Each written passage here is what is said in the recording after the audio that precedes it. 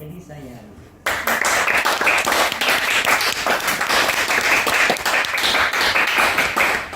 Thank you.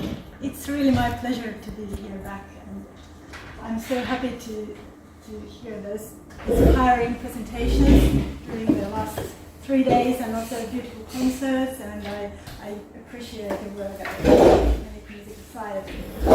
Huge work what you have done in organizing this conference.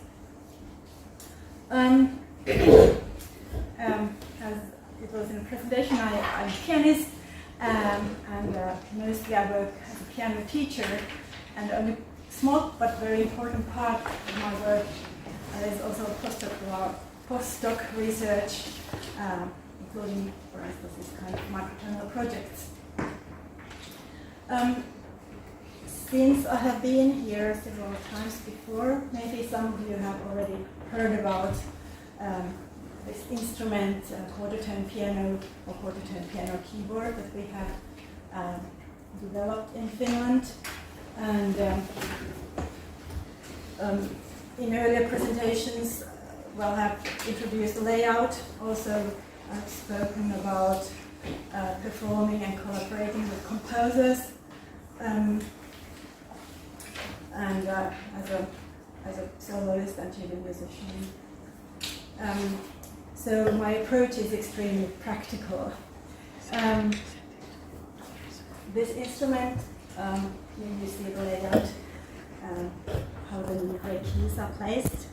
And if you like, you can also check this online application where you can, if you like, you can play quarter-tone on the keyboard, but you can also change the tuning if you like to have 22 EDO or 31. So it's then you have the orange keys. If somebody likes to play with this now, I can also give it to you.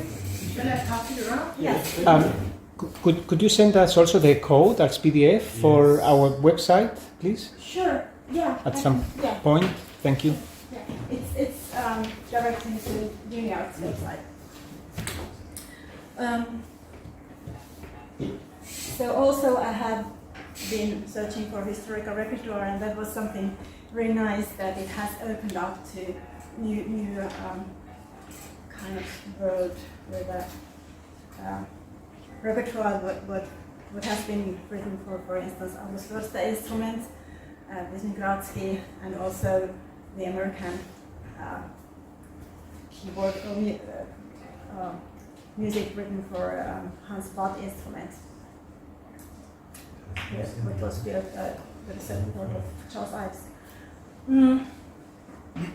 So today I would like to focus on what's new, and I would like to introduce the project. This was a very long project actually, and the CD, this one will be, it's now, I have one copy, but it will be released in September, and it's available on all those online platforms like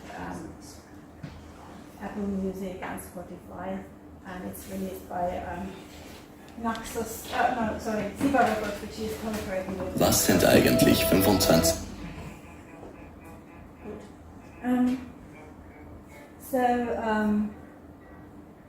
Just quickly about the instrument. It's some kind of,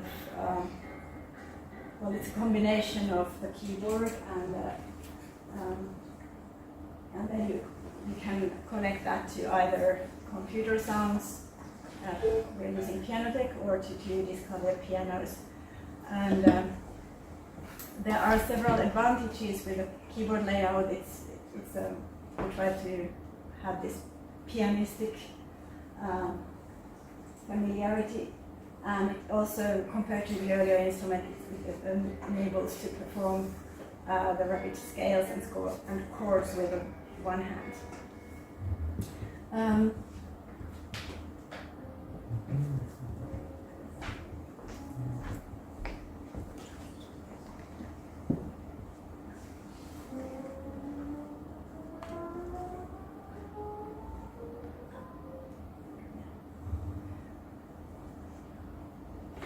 And if you connect that to two Disklavier pianos, it sounds like this.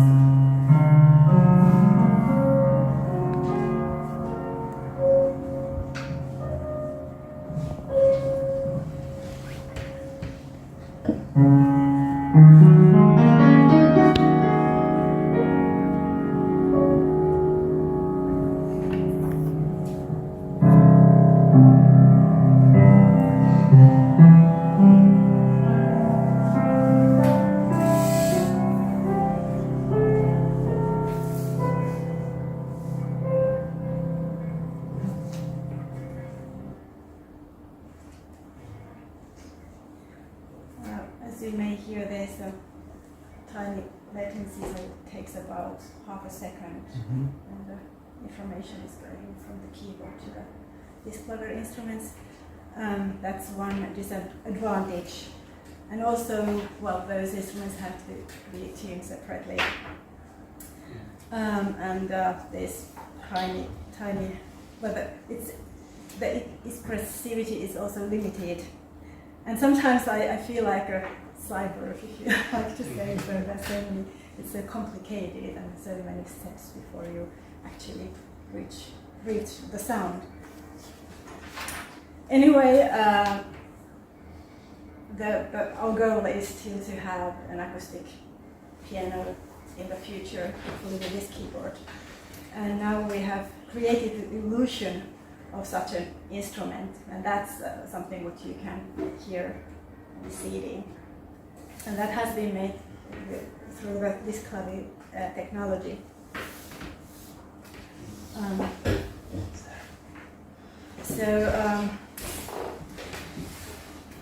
The existing MIDI information I have recorded it, and then it has been played later on the two Disklavier instruments.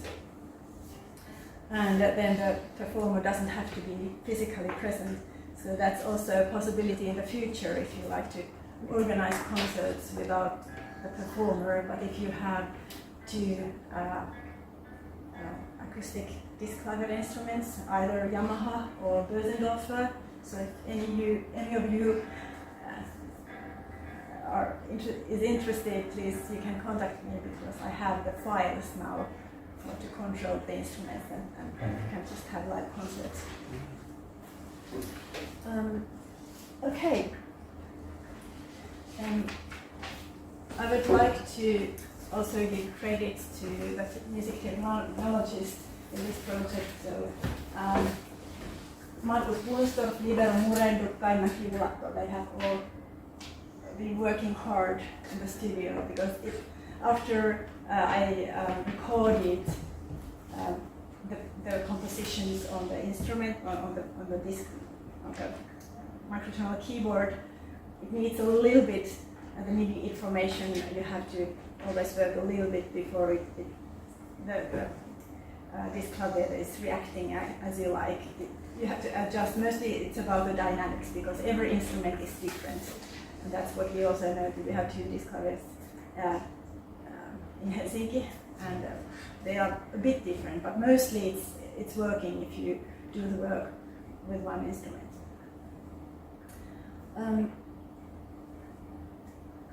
Here you can see what's on the CD.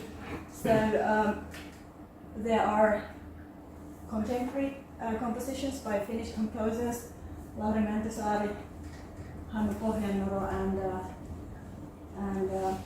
Juhani Nuorvala, and then this historical repertoire. And most of the compositions are for quarter-tone piano.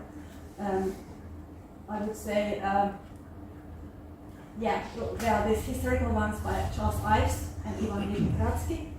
And also, how many of you know Twee St. George Tucker? I don't know how well known she is nowadays, but last year was her actually double anniversary year. Anyway, these compositions are in 24 EDO, and then Juhani Nuorvala and Ivo Gallagher are in 22 EDO. And because this quarter tone keyboard. You can map the keys independently, but also you can change the sound if you use, for instance, Pianotech sound library. In Juhani Nuolevala's composition, Suite 22, on the CD I play that using Rhodes keyboard sound, which actually very nice for that composition. But then we have these bonus tracks, which are available then online, where we created 22 EDO grand piano, and we also use the Disklavier technology. So I don't know if that kind of instrument ever has been, but now we have the illusion of that. Okay, let's move back to the repertoire. Here,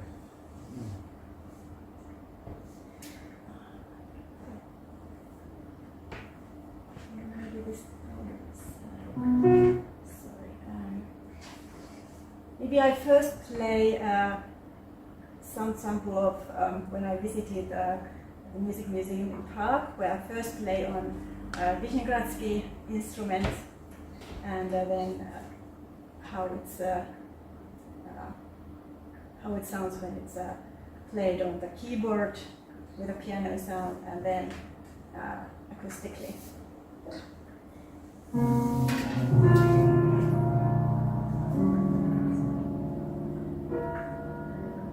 This is extremely difficult to find the notes. Okay.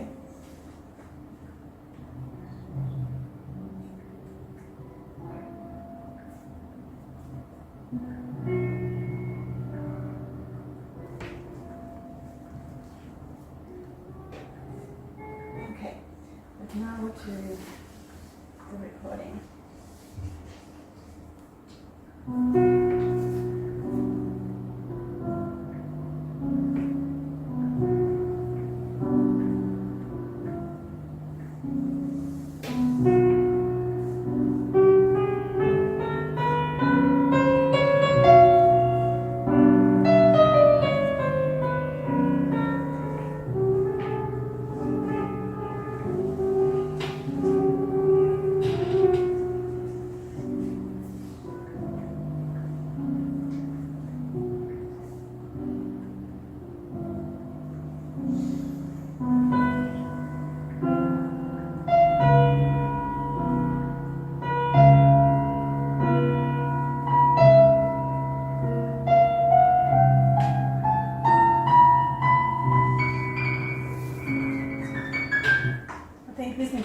Music is extremely beautiful. So, are we going to hear analysis of this work? Yeah, actually, but unfortunately not your recording, which is really too bad. You can use it. Let's do that. Okay. But then let's move on to Theresa and George Tucker. I would like to play one of the four pieces for quarter-tone piano. Well, she had two keyboards, I think, or two pianos. She tuned two pianos like this and played them with both hands. And that's why the notation is, I think that's quite unique, that the right hand has those kind of edges.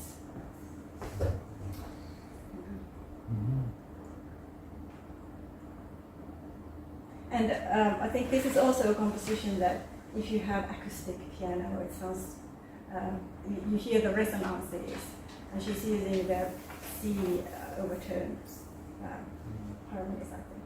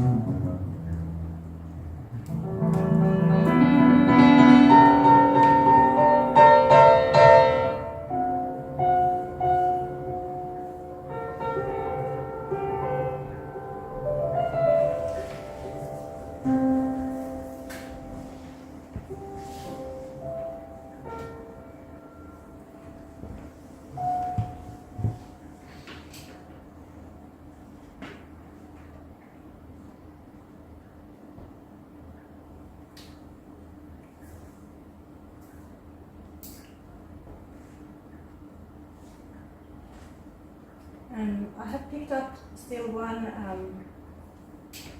example of the quarter tone compositions from that CD. I don't know, I just realized that you're speaking about Ives. I also have that on my computer, but maybe we will speak about that. But it was so nice that today we heard about plants and nature, and now we heard something about also connection to nature and microtones, because a lot of Mantis are interested in all kinds of birds, and I have also commissioned several bird compositions for him, also for the normal piano and compositions for piano and electronics. This movement is it's Great Migration, and I created a kind of picture there about the Finnish seaside. And that reminds, at least I have that kind of picture in my mind when I hear this music. I'll show first small example how it sounds on the e-piano sound.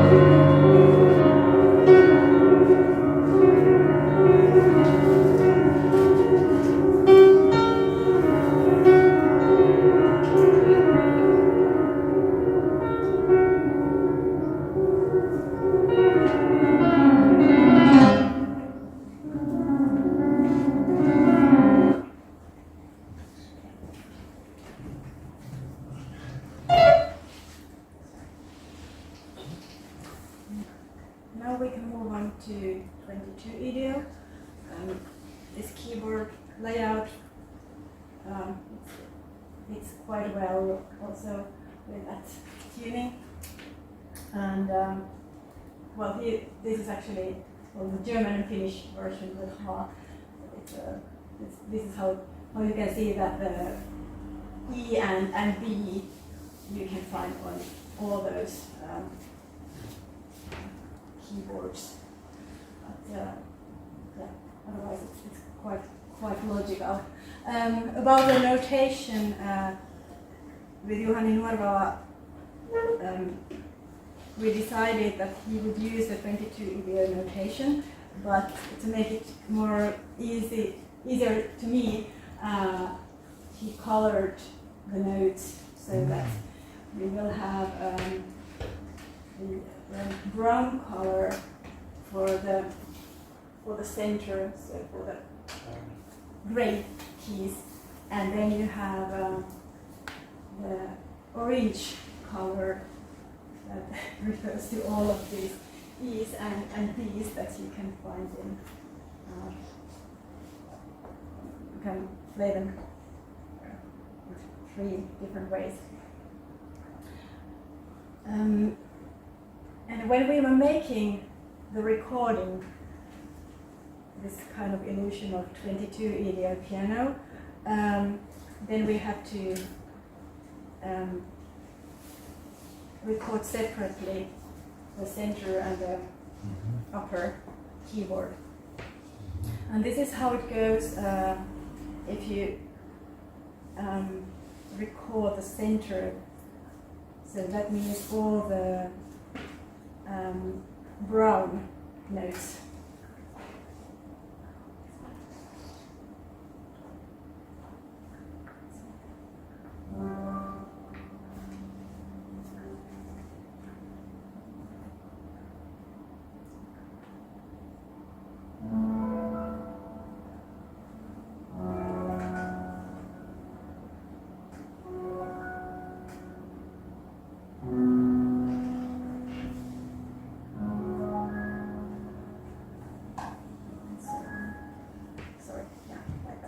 So the piano was tuned like this.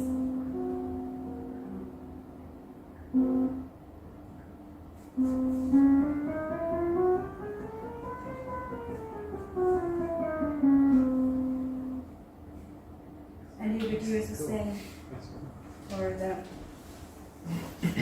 upper keys and for the gray keys. And so we were recording them separately, and then the tuning was just like artificially moved afterwards, so that you could have all the pitches and then they were put together.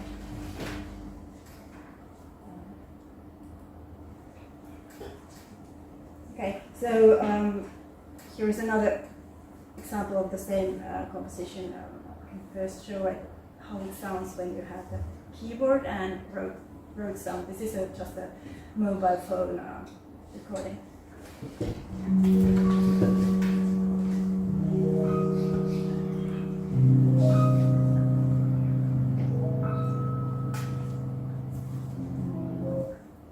Okay. Porcupine scale? Porcupine? Yeah. Okay. Yes. And then, so that's how I recording it. And then you have the MIDI, and then when you have the whole recording, and then this is how it sounds when you have the acoustic piano. So this is just an example. But on the CD you have that with a roach sound. Okay. I think the harmonies in this composition are really nice.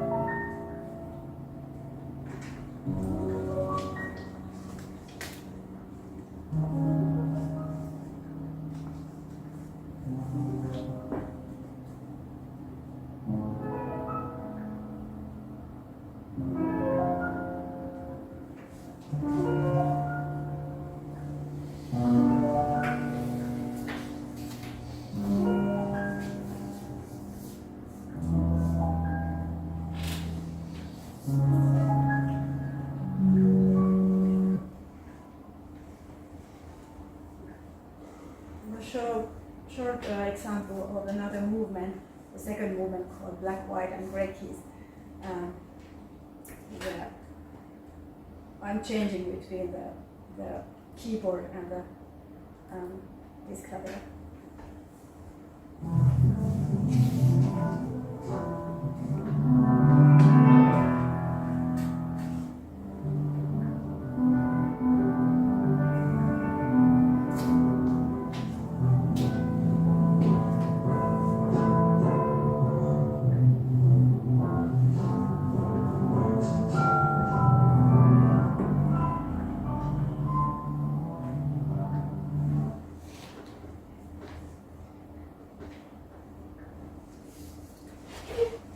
Mentioned porcupine. I think we still have a couple of minutes, and the last movement by Juhani Norvala in this composition. It's called Porcupine's Love Song. I think that it was originally called Porcupine's Weekend because it's now weekend. Maybe we could just enjoy it a little bit. So this is, I think this is a 6-minute composition, and as I mentioned on the CD, you hear that with a road sound, and in the bonus tracks you can experience the 22 video classic acoustic piano sound. So I don't know which one you prefer, but maybe we could listen to the beginning with a piano, and then we can continue with a road piano sound if we still have, let's say, 5 minutes. Yeah. Please.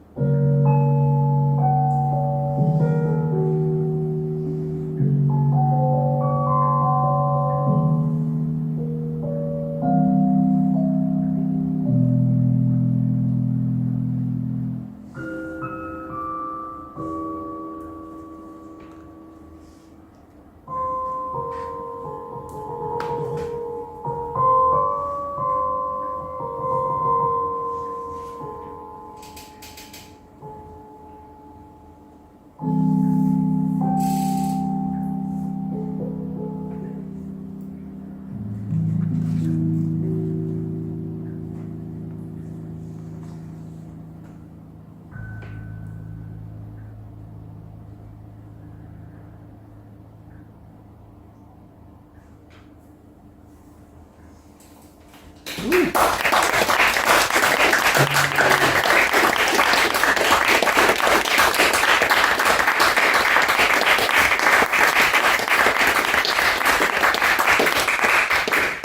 you very much, Elisa, for your presentation. Very interesting. And it's very handy to have a keyboard like that you can immediately hear what you thought you are going to listen. Are there any questions? Yes, I'm alone. Clearly. How did you choose what music to put on the CD? I'm loving all of it, so knowing your choice, how you made the choices is useful. Well, good question. Well, about this historical repertoire, yeah, it's well, one possibility had been like to concentrate on a couple of composers, and this is kind of palette of all kinds of music that I found.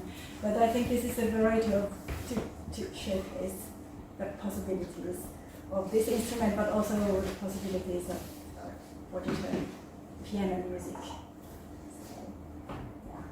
Lawrence? It's wonderful. It was interesting that you said you felt like a cyborg playing some music because the sounding result is so lively and jubilant and enjoyable. Can you reflect a little bit more on what were the things you had to do to get the sounding result to be so vivid and exciting? You mean this acoustic piano sound? Yeah, well, in general, your performances seem they're performally, they're beautiful. Oh. And I'd just love to hear you talk more about the cyborg element because it didn't come across. It sounded so lively. Well, I'm really happy to hear that it doesn't sound too much like a cyborg. But the feedback when you perform or when you play depends so much on the speaker, what you have, and when I finally got the possibility to hear that on the acoustic piano and with the acoustic sound, I couldn't control that anymore because it had been already recorded as a MIDI. The only thing I could say to the technologist that, okay, maybe there, could you please help a little bit, but it has to still be, my playing and not to control that afterwards too much. But, so as a pianist, I kind of have this desire to control my playing when I play and have this feedback and this acoustic. Yeah. I love the sound of it.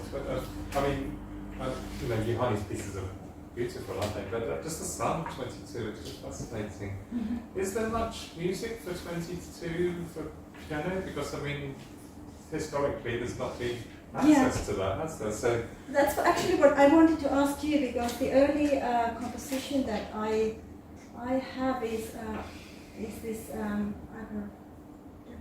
I have it here? I actually prepared. Should have here this Ivory Barrack. So this is maybe the first one that has been written.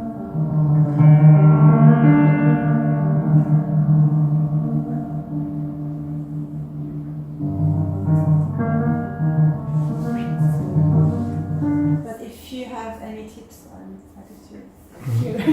And presumably, over time, perhaps people might write 22 pieces. Yes. Leon? I really enjoyed listening to that. I had a question about, you mentioned that there is a latency of about half a second when playing the Disklavier, right? Yeah. I was then speaking not about this making of the CD, but when I was performing live with those two Disklaviers, with those, and that was the very first time when I played the instrument. That was 2015, and it was like I just had bought the instrument and I was playing with ensemble, and it was really tricky because it was because of I heard that Disklavier always had that problem, but the white one was even slower because it was older, so it was half a second. Maybe it's only 20 milliseconds or something nowadays. But still, when you're playing chamber music, you have to think ahead. anticipate. So it's still possible to play with an ensemble of musicians, you just have to Yeah. play Yeah. a little sooner? Yes, yes. And if there's a conductor, so you have to see when it's coming out. So, yeah. Yes. Yes. But if somebody has ideas how to solve with that, because it's maybe Disklavier technology. But And then one more question is about the sound that is on the keyboard. Are those samples that are used, and are they piano samples or Rhodes samples that are detuned, or is there a technology that's yeah, it's piano tech. piano tech? Piano tech. Yeah. Maybe there are also other possibilities. One question. I have the impression at the choral, when you strike, the sound is not the same pitch than in the reverberation.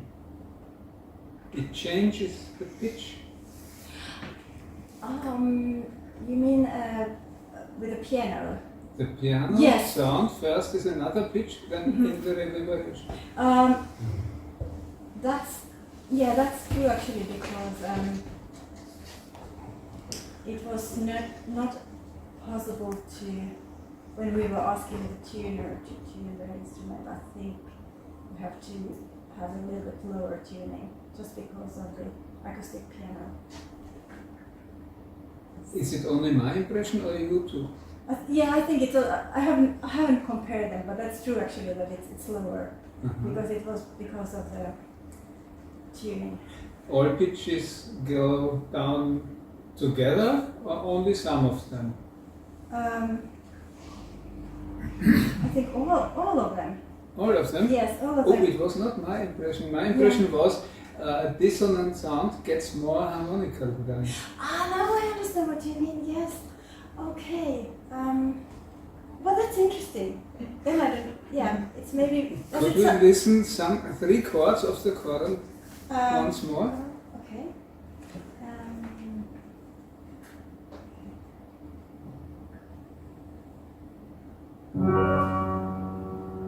Now it's other. It changed.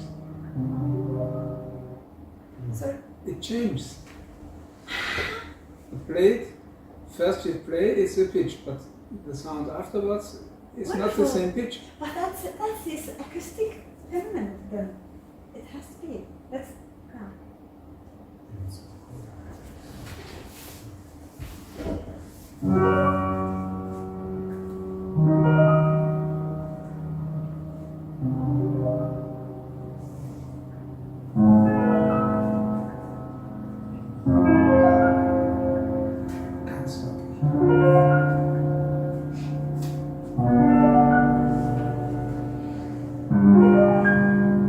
It changed. Yes. Is there somebody who can explain that? Well, isn't there a phenomenon with piano tuning in general that you, like if you're doing fifths or fourths, when you're tempering them, there's a different wave that goes down slower or faster, and then in 22 you would perhaps have more kind of unusual, because of the temperament, the kind of the arc of the beating maybe creates that effect? I have a piano with strings and I can change so sample sounds. And it's a different way. It's not the same. With strings it gets more in direction to classical harmonics. And the other system maybe is a harmonizer, digital harmonizer, I don't know why. Could it be a change in timbre rather than a change in pitch that you're picking up on because of the way the waves line up with each other? Interference. Yeah. I think we will leave that discussion to Yep. the late because we have more questions still. No? Isla? One short question. Okay. Since when are you doing 22? Maybe 2 years. Okay, yeah, because I had. Yes. Okay, Okay. great. Yeah, so I wanted to make sure, so there are 2 versions of the instrument, a MIDI version and an acoustic version, or not? Yes, in a way that it's the same keyboard, but 2 sound outputs, two ways to use the MIDI that's coming out. That is only a MIDI instrument, or there is like an acoustic? It's only a MIDI, but I hope that in the future somebody could sponsor by building an acoustic piano, because I think then this kind of resonances and also how the several layers interact, then we would hear that in a space. Yeah, thank you. It's very interesting. Thank you very much. There's a guy in Belgium, Geoffrey Smith, who built a piano that I think I mean, he wanted to sell it to me once, but it's what, 30,000 euros or something like that. I don't know. And I was a student in Turkey, but he uses a technique similar to the kanun, actually, with mandals, and so he just changes. I mean, it's a normal piano, but you can have different scales. Yeah? I mean, like you have 12 notes in the octave, but the scales would be tuned in different ways, probably also almost justly. Have you heard about that? Or no? No. Oh, that's interesting. It kind of vanished, but nobody has heard about that, because I found it very attractive, the idea, to have an instrument like for Indian rags, for example. So does it have more keys or just the No, same amount? it's just a normal, Yeah. it's like something like a Hammerklavier actually, it's Yeah. smaller and the sound a bit different. Yes. But he just had these ways, I mean these tuning bridges in order to shorten the string. Yeah, that's all. Yeah, I heard about this kind of. Okay, thank you. Thank you so much. Thank you.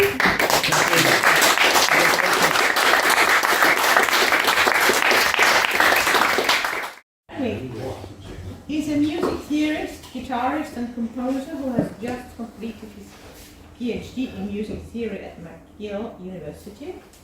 His dissertation focuses on fugal theories in the 19th century, with a particular focus on the work of Anton Reicher and Ebenezer Prout. In addition to history of theory, James is interested in tuning theory, fretboard theory, counterpoint, and late romantic harmony. James also has a DMA in classical guitar from the University of Toronto. A translation of Friederike Müller's letters documenting her time as Chopin's student is soon to be published by the Chopin Institute, and he is on the cusp of releasing the well-tempered Guitar, a solo album of James, performing his own 24 preludes and fugues for classical guitar. He has recently commissioned a quarter-tone guitar and is planning for his next composition project to be a series of 24 equal temperament compositions for guitar. Please welcome James.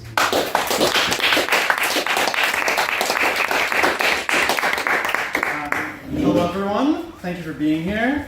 I really want to say thanks to Augustin as well for obviously the insane amount of work he's put into this. I think it's really come together and it's really inspiring for me. As my bio implies, I'm not so much a full-fledged microtonalist, but I think I'm coming over to the dark side here. This paper was originally submitted because I've been writing this thing up for music theory journals and music theory audience, who probably should hear this more than you need to hear this talk, so that's the context. But I think this should be interesting anyway. So my talk today is titled Tonal Microtonality, or 3 Ways to Analyze Tonal Prolongation in Microtonal Music. As this title indicates, I intend to show you different ways to analyze certain microtonal works using tonal prolongation. However, along with this idea comes 2 other important ideas that I want to suggest with this paper. The first is that microtonal music can be tonal, and I think this is seems to be very obvious to everyone here, but in the music theory world, it's not so obvious. And just last week, I was talking to my supervisor, who's a fugal theorist, and I said, I'm presenting a paper saying microtonal music can be tonal. And he said, how? That doesn't make sense. So I'm preaching to the microtonal choir, but in 2 weeks I'm presenting at an analysis conference. Hopefully that'll be productive for them. Anyway, so for that reason I thought it is nice to be explicit about the possibility of tonal microtonal music. The other important idea that comes from these analyses is that I think these 3 ways to analyze tonal prolongation can also reflect back onto composition. That is, I think these analyses somewhat describe 3 different ways to compose microtonal music that have a kind of tonality. I do not think that these are by any means the exhaustive ways to analyze tonality in microtonal music, but I think they are 3 reasonable ways to think about it. Okay. So before we get to the meat of this presentation, I will define my understanding tonality. There are a number of recent definitions or explanations of the phenomenon. For example, in the North American music theory scene, Tomasco has a definition of tonality that suggests it is generated by the presence of the 5 following properties. Conjunct melody, which seems fairly self-explanatory. Acoustic consonance, which is the presence of consonant sonorities. Usually we understand these to be approximations of some kind of just intonation. Harmonic consistency, which is the use of similar harmonies throughout a piece. Limited macro harmony, which is the number of notes used over a span of music, although I'm not as convinced by that 4th one. And finally, centricity, so a tonal center. These 5 properties obviously in no way exclude microtonality, and one can imagine many ways to make microtonal systems that correspond well to these principles, and indeed we've seen some of them. The works I present today are also not too bad in respecting these 5 properties. However, I find this definition is highly empirical, in that Tomasco has observed properties that many tonal works, genres, and styles share, and characterize these properties as good indicators of the presence of tonality. In all these respects, I think Tomasco's explanation is useful, but I don't think it captures tonality itself. It doesn't capture the feeling of tonality or what those relationships are in a specific piece. In this way, I'm not so interested in suggesting how microtonal works may have these properties, but I would rather try to describe how tonality feels in some of these works, and try to determine what properties of specific pieces generate a sensation of tonality. So with this in mind, I prefer an understanding of tonality that attempts to describe the phenomenon itself. For this, I suggest a reconsideration of the understanding of tonality supported by the Schenkerian tradition, particularly Felix Sulzer's understanding. For Sulzer, chord prolongation is the essence of tonality. That is to say, music that exudes prolongation is tonal. Sulzer also says that through its power to subordinate tones and chords in order to extend a single chord or harmony in time, chord prolongation creates tonal entities. It is thus an organizing force. The way prolongation analysis is able to describe tonality in its own terms makes it very powerful, in my opinion. This paper extracts this particular aspect of Schenkerian analysis from Schenker's theories and is much less interested in other aspects that are usually found in Schenkerian analyses, such as the early. For this reason, I really prefer to call this kind of analysis prolongational analysis rather than Schenkerian analysis. Prolongational analysis has a significant history of moving beyond Schenker's original conception. Schenker believed that his theory applied only to a narrow range of repertoire, and sometimes used his theoretical ideas as a means of demonstrating the alleged superiority of certain kinds of music, which always ended up being the music he liked. This positivistic attitude has certainly led to many problems in the field of music theory in North America, including the neglection, condescension, and discrimination of certain music, as noted by Yule and others. While there is a tradition of exclusion with prolongational analysis, there's a parallel tradition of expansion. Indeed, this tradition dates back to at least Sulzer's structural hearing, in which Sulzer applies Schenkerian analysis to figures well outside Schenker's original scope, such as Mahler, Hindemith, and Monteverdi. Many others have followed in Sulzer's footsteps. Extended tonality has been the subject of much work in this way. For example, James Baker conducted some fruitful work on Scriabin during the 1980s. Bartók and other composers that lean towards atonality were analyzed in the 90s. Whole genres apart from classical have also been analyzed with variations on prolongational analysis, including pop music, jazz, Gregorian chant, and even classical Indian music. In this presentation, I hope to continue this expansion of prolongational analysis through the analysis of microtonal music. So, here are three ways that I think we can find tonality in microtonal music. For each of the three, I describe them as a tonality that arises from a kind of analogy to the tonality we are most used to, that is the sort of common practice European tonality. The first is through an analogy by basic materials, by which I mean basic materials, I mean things like chords and scales. So analogy by basic material is when a piece uses scales and chords upon which we can kind of imprint the sort of common practice basic materials and their functions. Sometimes this might be understood in a group that's not like this as wrong note or out of tune tonality, where we are expecting 12 tone and diatonic functions. It gets something similar, but might be perceived as out of tune version of that. The example I include is the third movement of Ives's 3 quarter tone pieces for piano. The second way is an analogy to tonality created through familiar gestures, textures, or things like that. In other words, the ability to hear tonal function in a work comes from using gestures that we have seen so often that the gestures themselves contain tonal connotations. I show this in Vishnegradsky's third prelude from Opus 22, which we've already heard a little bit of. A final way tonality is created is through the use of hierarchical and recursive structures. I find this method often creates less of an oral imprint of tonality and more of an intellectual imprint of the tonality. That is, the use of recursive structures in a work often suggests tonal centers and functions intellectually, but I do sometimes have trouble hearing this kind of tonality to the same extent as I hear the other ones. This is the case in Ezra Sim's quintet. Before diving in, I would also like to note that these pieces do not exclusively use the analogy that they represent in this paper, but I do believe they each explicate their respective analogy quite well. Okay, so here's some music. The first piece we look at in this paper is the third movement of Charles Ives's 3 quarter tone pieces for piano.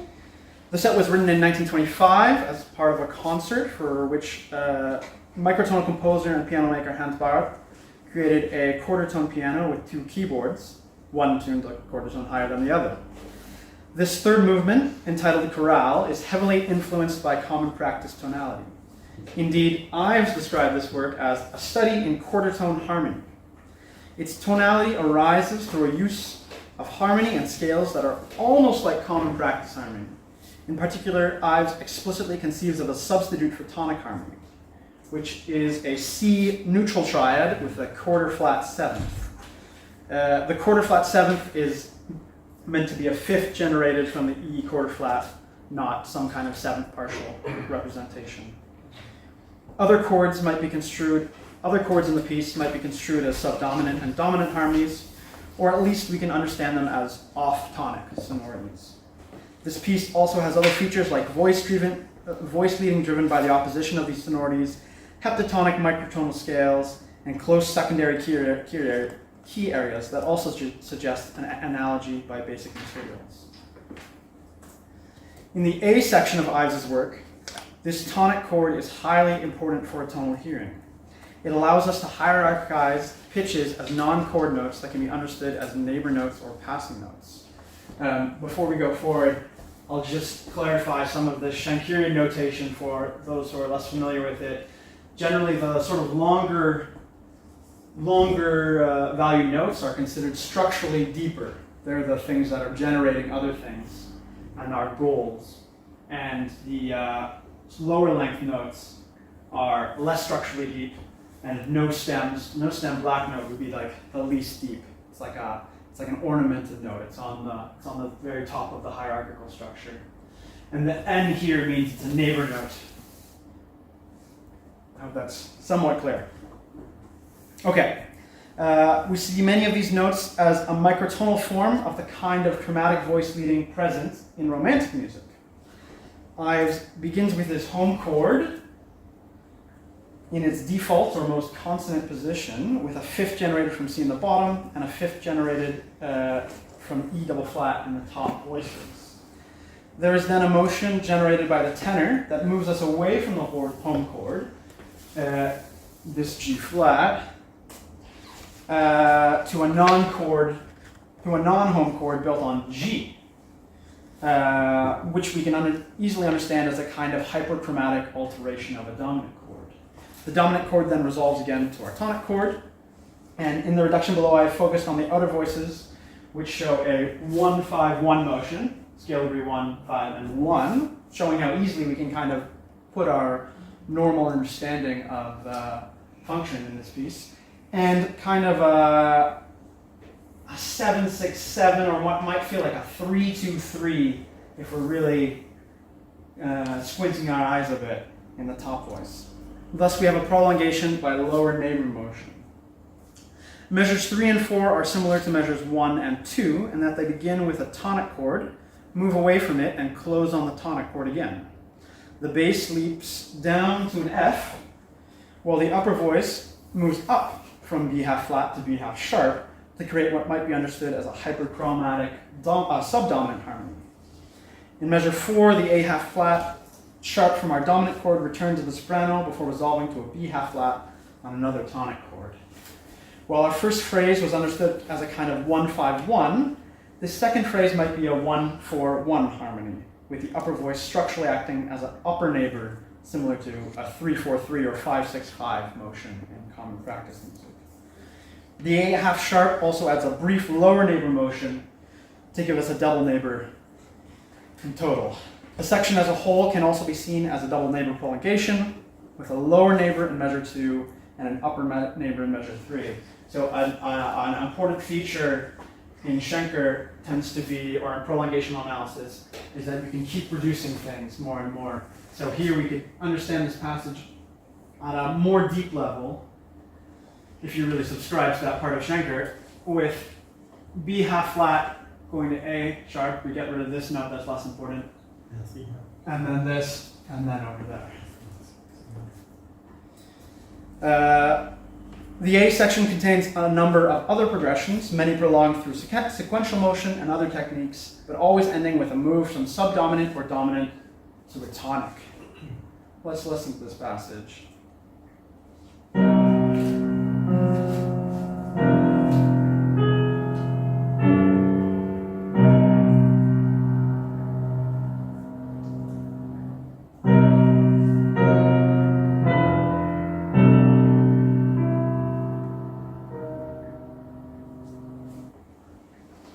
Okay. The B section of this piece contrasts the first in key, if we permit ourselves to use the term, and as well as basic materials. The key of the section seems to point to a G centricity, which of course would be the dominant key of the home C. In this case, we see the traditional tonal key relationships are preserved, and we get a sense of a large structural prolongation between this B section and the two A sections that bookend it. Ives, however, in this section abandons the harmonic logic we saw in the first section, and instead uses a heptatonic scale, this one, that might be understood as a normal G major scale with a kind of quarter tone schism at C half sharp. So between here and here, all the notes are just what would be the normal diatonic notes, but up a quarter tone. If we take a wrong note understanding of the scale, then the tendencies and generations of various pitches are the same as traditional major scale. That is, G generates B and D half sharp as sort of a triad out of it. D generates F 1.5 sharp, and the remaining pitches can either be generated from further chords, or we can just consider them passing notes between the notes we already have generated, establishing a clear tonal hierarchy within these notes. To understand a prolongational interpretation of this section, we can study measures 19 and 21. The opening of the G scale is displaced by the descent to the F 1.5 sharp, that steps through E half sharp to D half sharp, which is a kind of intermediate goal, so here, as the dominant of the scale. From here, the D half sharp passes through the A before resolving to G which is kind of implied here, but I've resolved it all the way there. And then we get back, then it jumps back up the octave. So the descent can be understood, the melody then begins with a double neighbor motion around G, which then descends by step. The descent can be understood as a temporally disjunct parallel tense with the bass line. So while this is going E, the G is following all the way down to there, just like we would see in plenty of Bach or Mozart or anything. The B then gets a double neighbor treatment as well. Let's listen to this.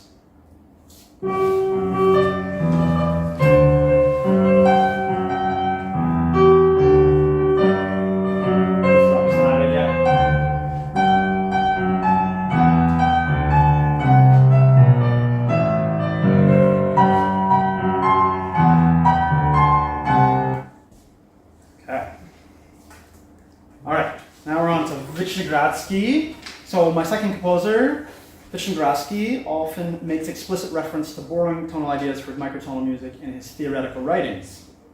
In particular, he explains how he sees microtonality as the next step in an evolving tradition in his Codertone manual.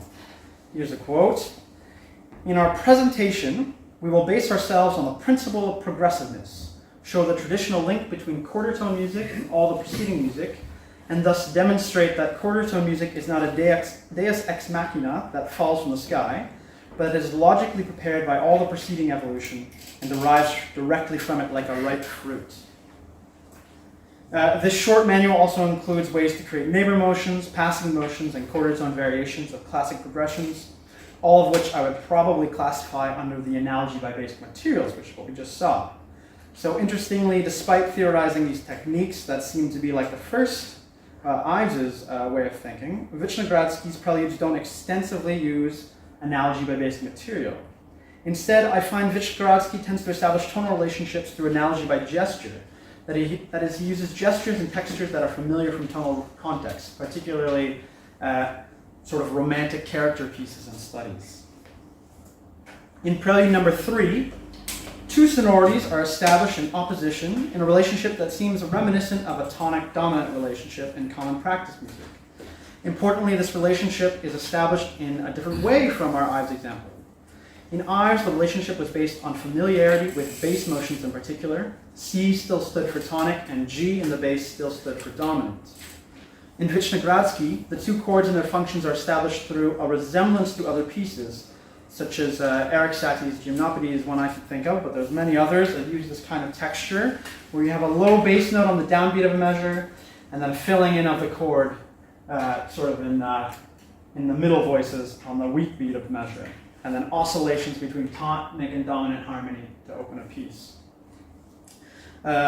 This downbeat bass note and filling in on the weak beat tells us the makeup of a first harmony, which is a kind of B minor harmony with a G half and F half sharp, G flat and F half sharp. This is probably to be heard as a tonic or home harmony. The second measure, by repeating the same texture but with a different set of pitches, tells us that this is a second off-tonic harmony, some kind of a wave. I suggest that even though the makeup of this chord does not particularly resemble a dominant harmony, its bass note is G half sharp after all, we might understand it as such, or at least an away chord, because this rocking between tonic and dominant in this kind of texture is so familiar to us. The reestablishment of the first home harmony in the third measure confirms that the second harmony can be understood as a way that elaborates this home harmony. This passage thus can be seen as a kind of oscillation between these two sonorities, with lower neighbor motion in the melody, that's F half flat, as well as some passing F naturals, which is lovely. Further emphasizing this passage as ultimately a prolongation of the tonic chord is the B pedal, which is sustained throughout, centering the harmony around that B.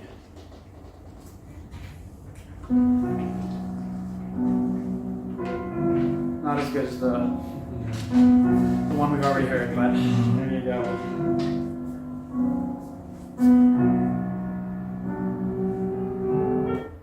Okay, and we'll go on in a second. Great. Okay, so in measure 5, which is where we just ended, the harmonic oscillation and accompanying gesture remain the same, but the melody ascends stepwise through Vishnegradsky's diatonicized chromatic scale, a scale that he establishes in his quarter-tone manual as a quarter-tone stand-in for the traditional diatonic scale. In measure 7, the melody leaps from C sharp, one of the notes that was in the away sonority, to an F flat, F half flat, which was the sort of main melody note in the away sonority. This F half flat seems to want us to anticipate a resolution to F half sharp again, as we've heard in measures 1 through 4, but the resolution fails to materialize at this time. So we leap up here to F half flat, which has been the sort of feeling of a leading tone, but it's not going to go where we want it yet. So the F half flat now begins a descent that will eventually lead us to an F half sharp in the original octave. That's at the very end here. In measures 9 and 10, as the descent nears its end, a new but also familiar tonal gesture is used, which is the trill, which in so much music signifies an anticipation of a melodic resolution. The one in measure 9 also suggests a slight overriding of the home function suggested by the bass, while the one on G half flat in measure 10 creates the most tension in the piece, asking us to wait for the resolution to F half sharp and the home chord. These two passages basically form the A section of this piece and can be summarized in total as a prolongation of the tonic chord. This passage then seems more like a larger way with a resolution to home in measure 11. So this is the big, we're at 1 here, we're in home here. This is all waiting for us to get back to tonic or home.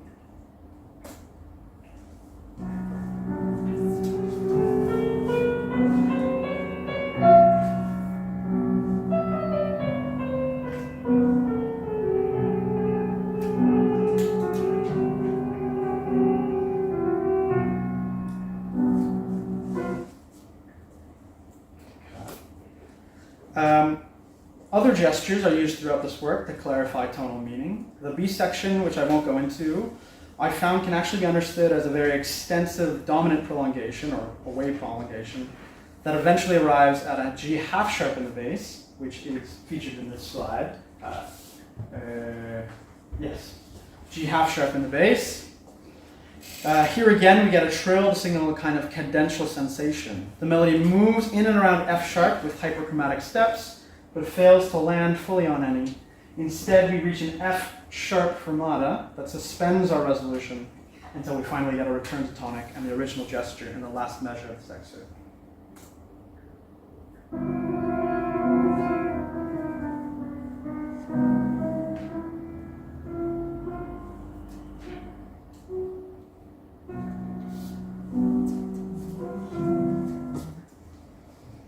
Okay, so that was Vishnegradsky. And yeah, do we have time to listen to that whole piece? Okay. I don't know if we have enough time to get a better recording of it. Is that possible? Have this one. Yeah, Okay. if we can. I It just seems I can appropriate. prepare that on my computer. Sure. Can you send me the link?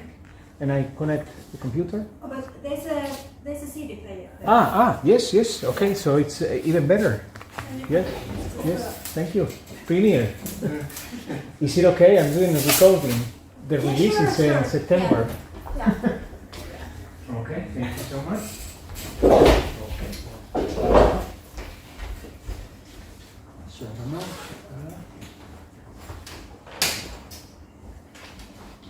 This is fantastic. Yeah, that's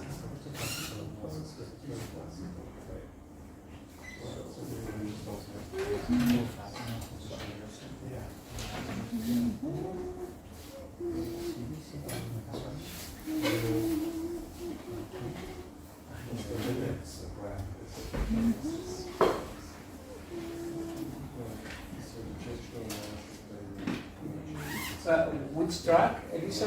Or what is this one? It was 6, right? Yeah. 3. Yes. Yeah.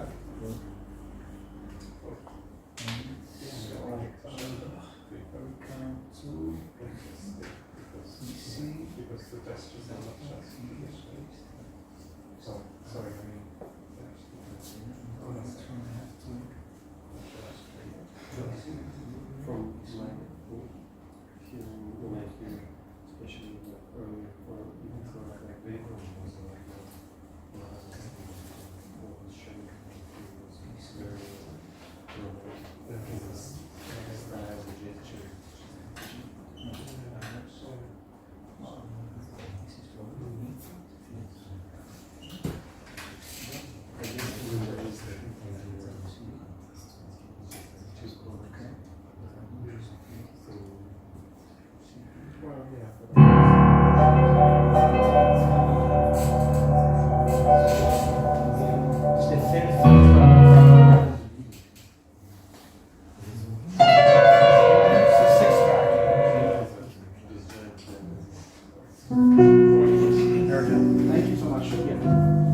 to score?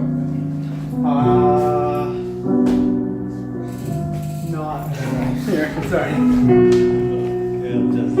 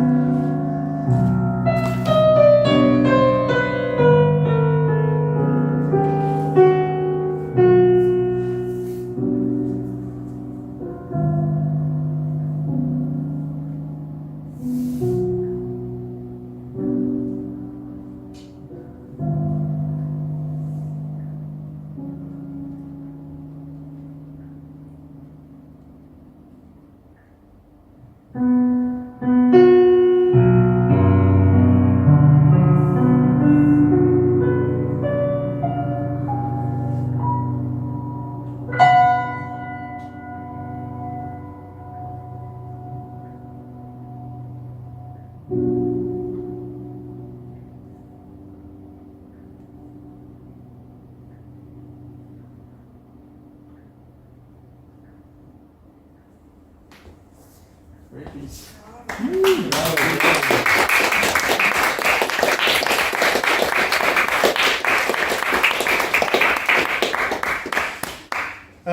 Okay, thank you so much. The final example I want to show is Movement 1 from Ezra Sims's Quintet from 1987.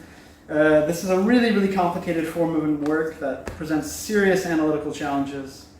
However, it is clear that at the heart of this work lies a kind of hierarchical logic that resembles the logic of common practice tonality we see in people like Beethoven. Indeed, Sims himself writes, "As we seem automatically to derive a putative framework from a vertical combination of appropriate harmonic tones, so I should think must we do for a melodic succession of such harmonic tones.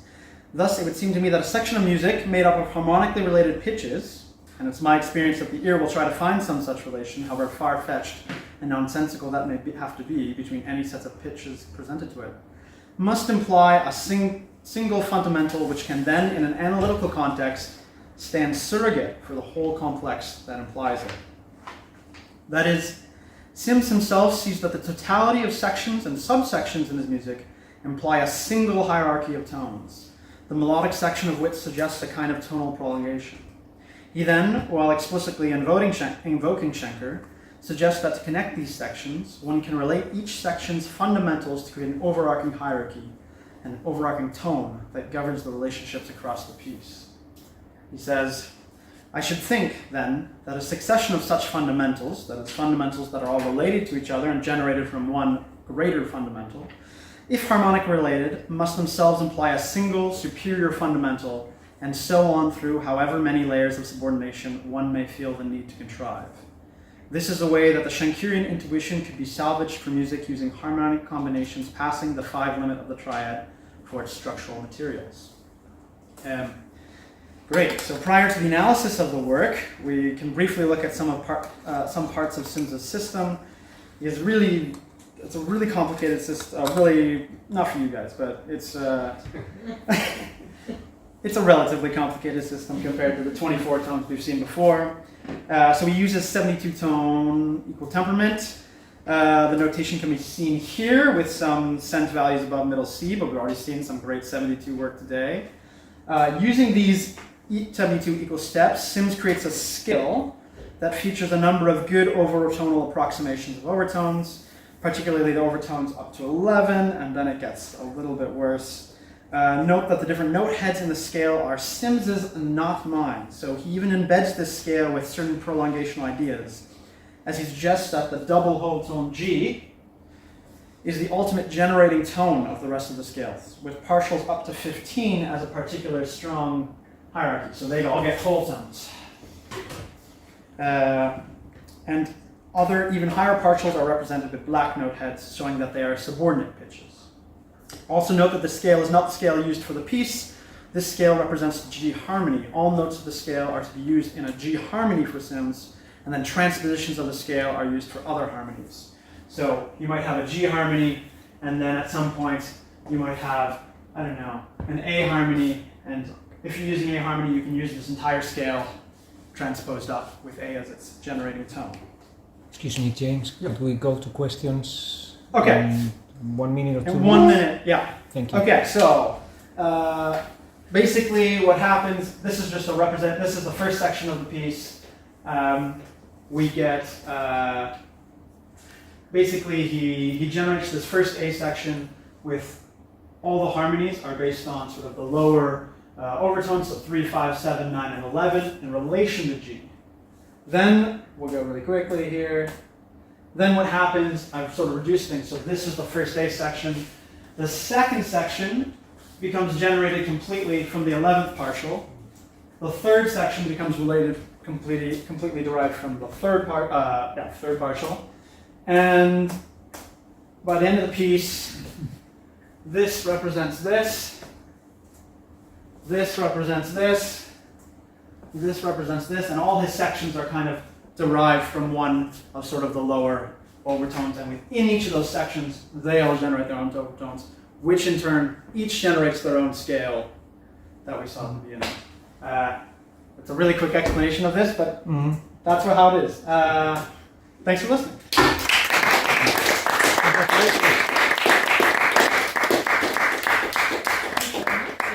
Thank you. Thank you. Are there any questions? Yes. Stefan? Yes. Yeah, thanks to your good news, actually. Thank you. This is really interesting because when I was a PhD student, I tried out things like that too, many techniques like that. The problem is, I think, especially the third example works best. Mm-hmm.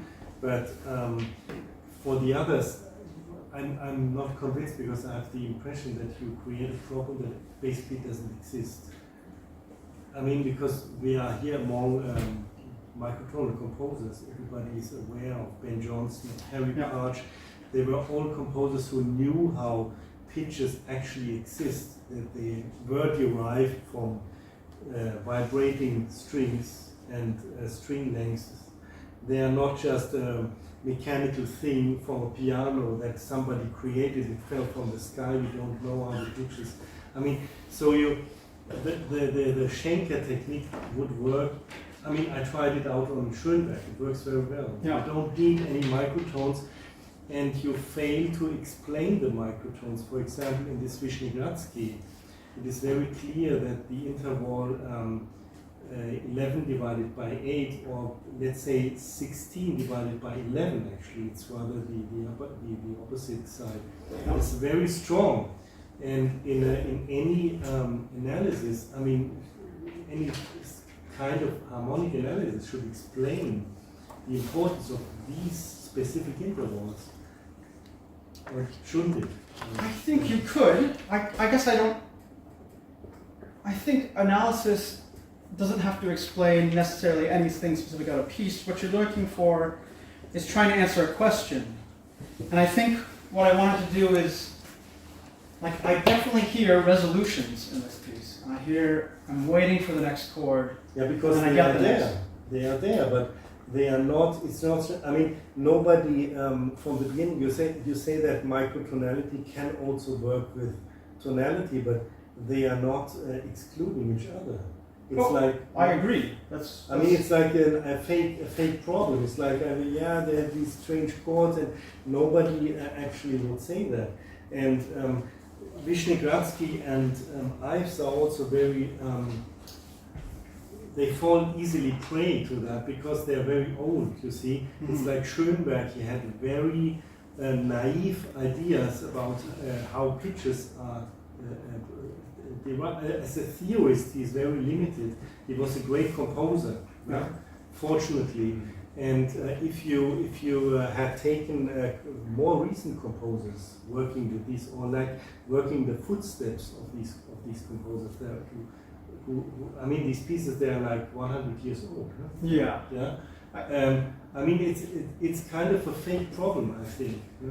It's not I would say it's not. Well, that's the thing. I sort of had the preface where clearly among this room, it is a fake problem. Yeah. But where I come from, it's not a fake problem. It's something people. Yeah, but because the people are not informed. It's still so this is intended for that audience. Yeah. So I apologize. No, it's redundant for you, but. No, I mean, I think as a methodologically, everything is wonderful, really. It's just as a, the problem itself, I mean, you could do so much more with it. This is, I mean, you can go so much deeper than just having this kind of the typical I mean, I know these American syllabuses, and then you have these collections, but everything is so easy because you just sit on the piano, but it's not the reality of pitches. It's not and of pitch perception, which we know is more complex. Yeah. I mean, you can't capture everything in analysis ever. But you could, I don't know. I mean, thank you for that. I thought it was fascinating. I suppose I've got a related question to Stefan's question, because it's just, like what music do you choose to analyze? Because the techniques you use, you can see that it's going to work, because you can see even without analysis, you're alternating between chords. Obviously there's some internal going on there. There's the hierarchy. Is really clear. I don't know the Sims piece, but it's just, I guess you've got three sort of methodologies to look for three things. You have one example for each, and the interesting question, like what is the limits to what this, to where this applies? Because not all microtonal music is necessarily tonal in the way it thinks. It's kind of interesting, like where is the limit of Well, I mean, the threshold rather, what is working tonally and what is not, and what is kind of vaguely doing it. At what point does the analysis break down? Well, absolutely. I mean, this kind of work, this is the beginning, if I do more. And I was trying to find examples that were definite, right? Because it was the Sims works well, but the Sims is also he's aware of what he's doing in this canon, and what's interesting is that he's trying to get into higher limits, so he's aware that he doesn't just refer to. I mean, tonality is like a religion, but these most microtonal composers, they are doing something more like gnosis. Right. They create a new, not even a religion, more like a general understanding of how these things evolved. Some more questions or comments? Well, thank you very much. Congratulations.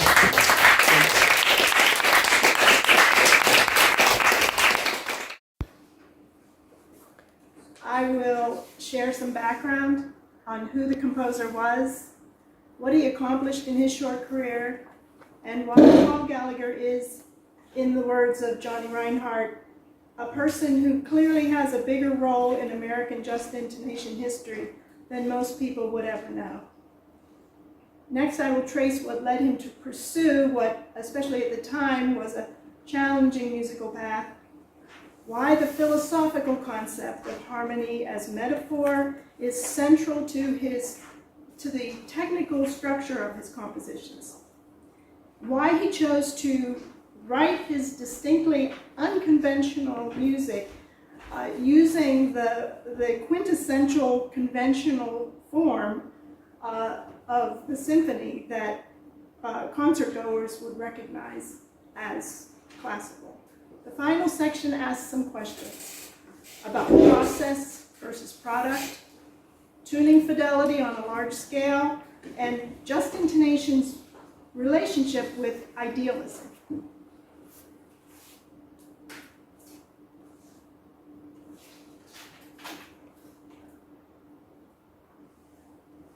The 1987 premiere of Paul Gallagher's New Sky marks a rare, possibly singular milestone. A 4-movement symphony for full orchestra written and performed entirely in just intonation. The symphony premiered at the American Festival of Microtonal Music in New York as Way of the Hopi. The new title, New Sky, reflecting his later wishes. Why a symphony of all things?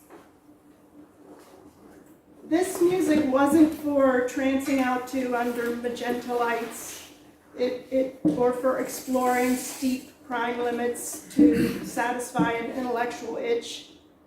Though Lou Harrison and Ben Johnston had written music, orchestral music, and other forms for traditional ensembles, J.I. had never quite sounded like this before. With its robust dynamics, orchestral color, this music is written to meet the classical industrial complex on its home turf and to sonically subvert it. Subvert it not with 4 minutes and 33 seconds of a blank score, or a 6-hour string quartet, or with an exploration of the expressive extremes of harshness, but rather with something that in those waning years of the avant-garde's reign over modern music was perhaps even more subversive: beauty. Paul Gallagher saw in just intonation's accessible harmony a unique capacity to radically transform the Western classical repertoire, and to him the ideal vehicle for awakening in audiences a sense of the natural beauty and human harmony that he was convinced we're on the verge of vanishing forever.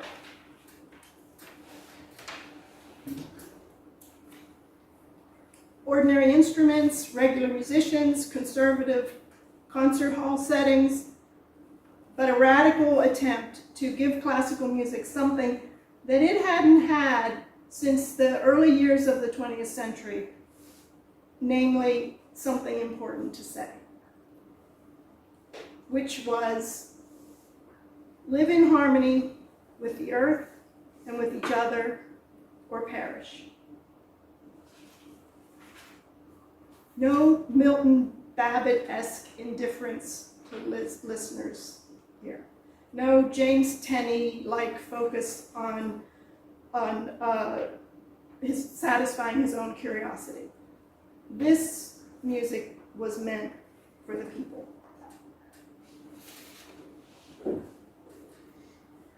Johnny Reinhardt, the director of the long-running festival that premiered the symphony, later recalled how the composer seemed to come out of nowhere, symphony in hand.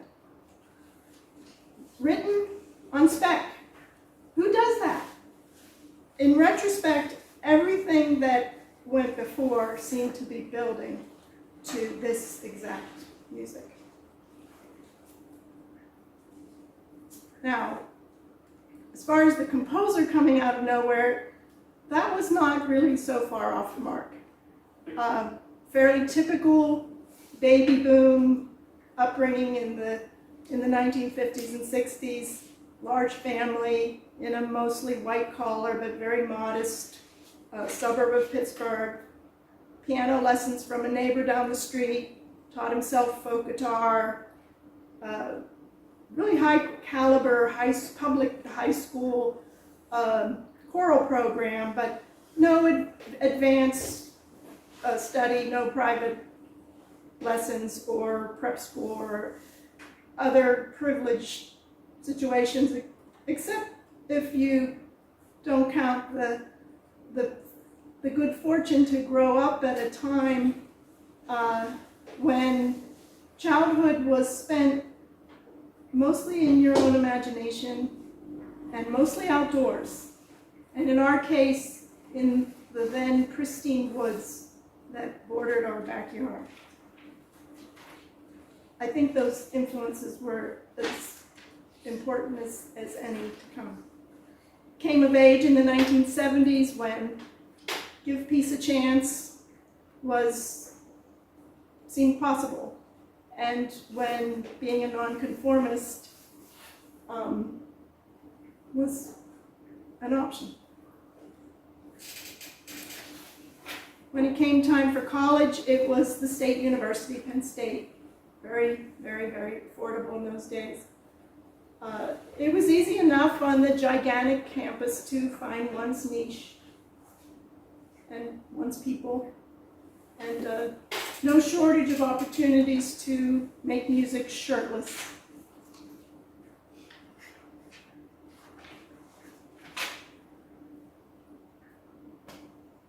But after he got his bachelor's in music, he was turned off by the classical establishment's resistance to innovation.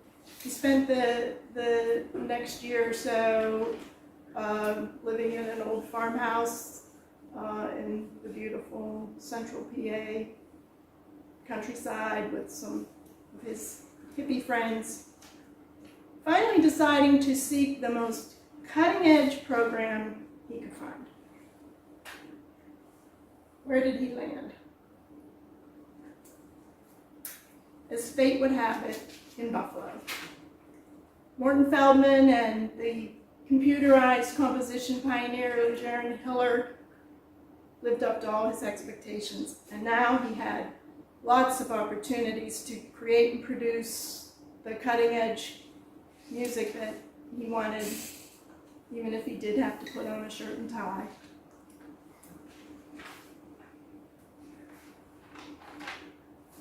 And then, in February 1978, as his first year in the master's program at Buffalo was winding down, he up and left. He took a leave of absence against Feldman's advice and hitchhiked across the country to look at other schools, Mills, Berkeley, CalArts, and to look for himself. By the end of the summer, after various vagabond adventures and epic meditative experiences, and satisfied that Buffalo would give him what he was after, he headed back east to accept an assistantship. Still without a musical direction, but feeling on the cusp of one. He knew he was returning to school a changed person. What he didn't know was that he was returning to a changed Buffalo. One reason he was primed now for this the rich things to come was all the time he'd spent out west wrestling with the implications of Cagean principles, particularly the role of chance in art. John Cage wasn't on the faculty at Buffalo, but he might as well have been. Modernism it ruled. But in a 6-page handwritten essay that he penned while he was out on his travels, he gave himself an out. An artistically defensible get out of indeterminacy free card. He wrote in his journal, to sum it up, I actually seem to have solved the dilemma I was faced with in my search for purpose and direction in creativity in the post-avant-garde late 70s. Now, his mind, back at school, his mind was ranging freely, widely. The composer, the Greek-Canadian composer Christos Hatzis recalled in one of his papers a seminal conversation. One day in the fall of 1978, in a conversation with two friends and colleagues at SUNY, Charles Ames and Paul Gallagher, we talked about the possibility of the overtone series as the basis for a complete compositional language, not just for harmonics and timbres. At a time when everyone was just about jaded with endless talk of indeterminacy, which was the buzzword around SUNY, the three of us got very excited with the prospect of hierarchical structures based on acoustic properties, and each started exploring this in a different direction. Here was a way to remain open to naturally occurring phenomena, yet retain full creative agency. Paul Gallagher was fascinated and just riveted by Cage when he was exposed to it in grad school. And yet he ultimately needed to reject it without seeming to reject it. Well, here, one could tap the immutable physics of the overtone series and incorporate these natural patterns into all aspects of the composition. He didn't record any thoughts for a year in any journal that I have been able to find. But at that point, in the following fall, he wrote, I've never been so excited about composing before. I know I'm onto something good, something that I hope to make great. Although microtonality wasn't unknown at Buffalo back then, there was no explicit program or connection to a major figure. And I'm unaware of anyone in his cohort or the adjacent cohorts who took it up in any kind of major way. It just wasn't part of what he was being exposed to. But then Morton Feldman went on sabbatical, and John Myhill came down from, well, he was in the math department at Buffalo, and he was heavily involved in computer composition. And also James Tenney, those two filled in.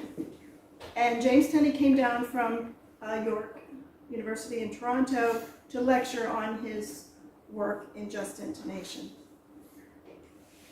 Now, Paul Gallagher was hooked for good. He adopted just intonation as his sole compositional language and never looked back. But first, he needed to make it his own. He wrote, from the outset, it was clear to me that the quality and richness of these harmonies, drawn untempered from the overtone series, would demand their own language and syntax. I couldn't get excited about trying to graft a new harmonic language onto any existing stylistic model, so I began to develop a style that unfolds from the intervals themselves and how they relate to each other. Finally, he could fully integrate form and content, the holistic oneness by which he judged all art, all human endeavor.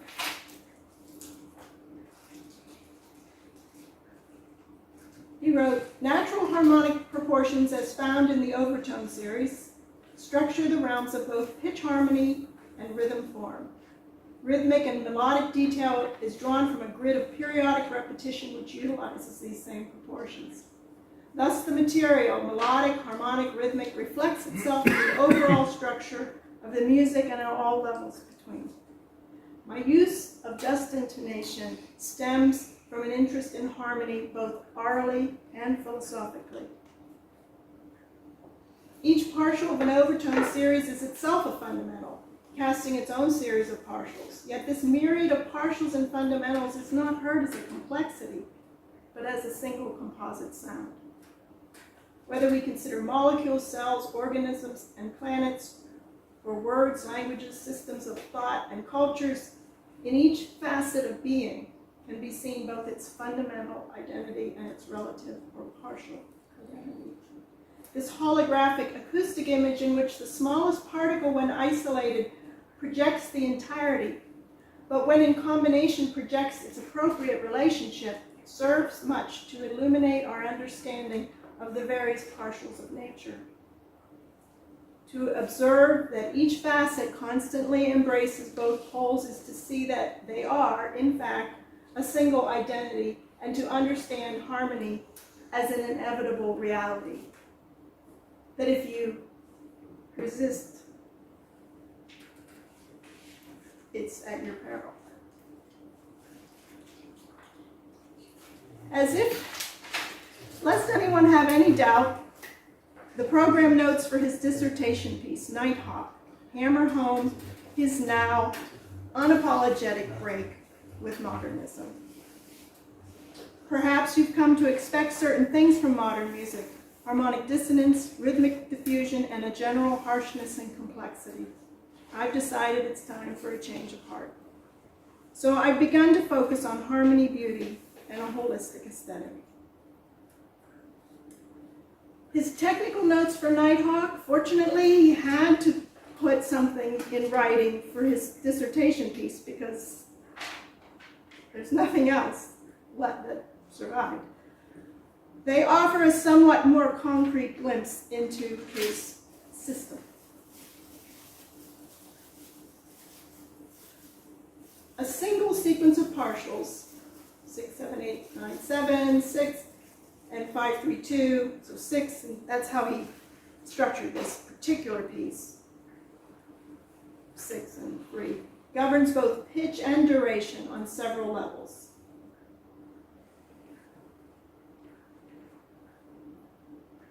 So this was the tonal plan.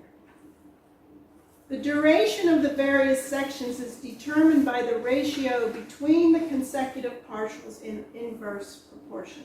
An aspect, I believe, of this particular piece, but it does show you how he was layering everything to make everything relate. This system generates a one-to-one correspondence between pitch and durational proportions at each subsequent level of hierarchy. Melodic and textural patterns are produced by sequence at 2 or more levels, by periodic repetition of proportional pitches and durations, or a combination of the two.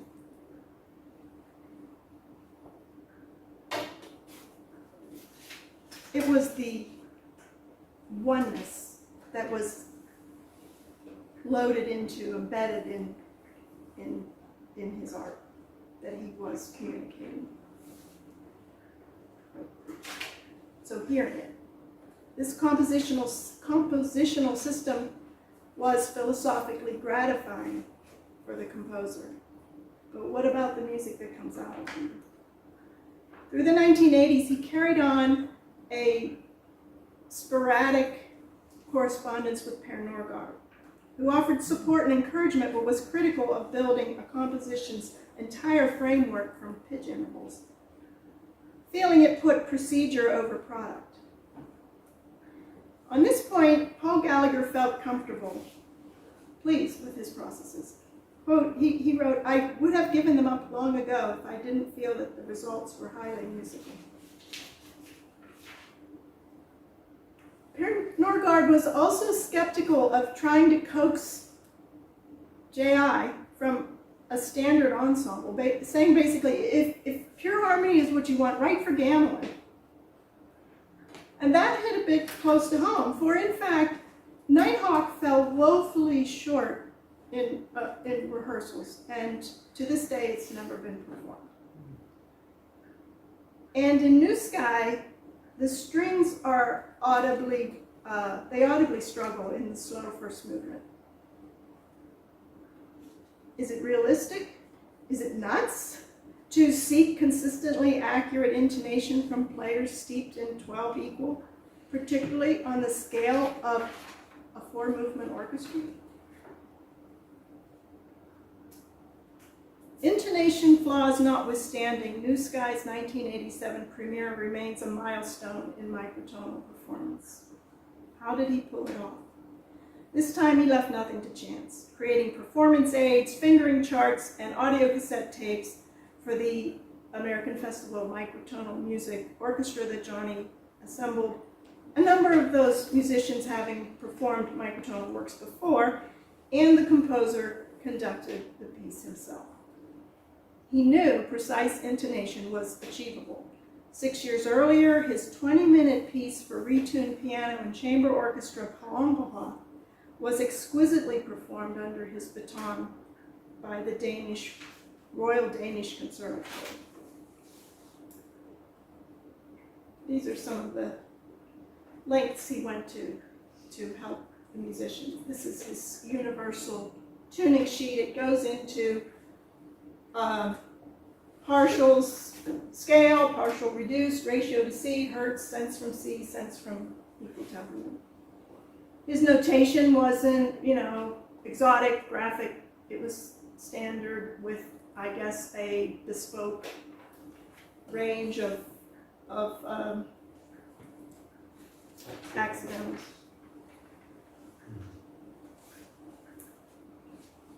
The far bigger obstacle than getting good intonation was funding. After New Sky, he abandoned orchestral writing in favor of vocal music he could perform himself as a tenor or with usually 1 to 4 other voices. He hoped to return to writing the kind of major orchestral pieces he showed a natural inclination toward in his early career, but instead he ceased writing for acoustic instruments in any configuration, except for 1 hour-long solo piano work in J.I. Tangible Midnight in 1996. After 1998, he was no longer able to compose.